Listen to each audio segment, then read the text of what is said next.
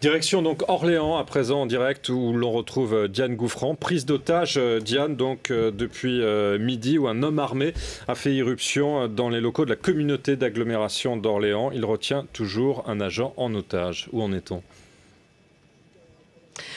Alors Jean-Alexandre, toutes les informations que je vais vous donner sont à prendre au conditionnel. Aucune n'a été confirmée. La seule certitude, c'est qu'en effet, il s'agit d'un agent de la voirie qui est pris en otage depuis la mi-journée, depuis midi et demi, 13 h. Ensuite, tout est à prendre avec prudence. Donc le preneur d'otage serait un homme âgé d'une soixantaine d'années qui aurait participé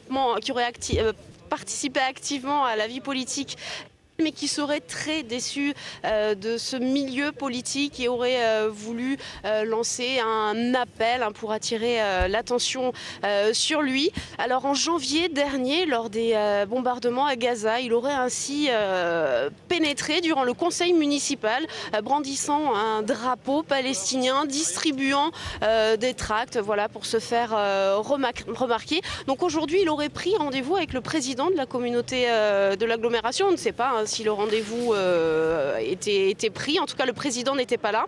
Et à l'heure où je vous parle, eh bien, un journaliste est rentré à l'intérieur du bâtiment parce que le preneur d'otages le connaît très bien et aurait voulu lui parler pour lui donner des informations.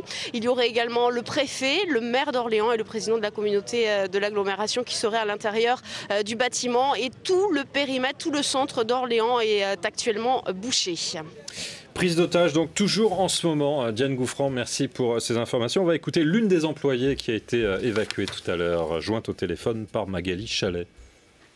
Depuis midi à peu près, on a été évacué dans un bâtiment à côté.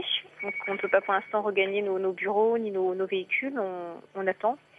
On pense visiblement, d'après ce que nous donnent les infos extérieures, que le raid devrait intervenir. Mais bon, pour l'instant, on n'a aucune information supplémentaire. On est encore à peu près une vingtaine, donc on est entre nous. Puis bon, on pense à notre collègue qui est retenu en otage dans le bâtiment. Bon, c'est plutôt un climat effectivement d'inquiétude. Et puis bon, on est entre nous, donc il y a une cohésion. Vous connaissiez la personne qui a pris en otage votre ami ?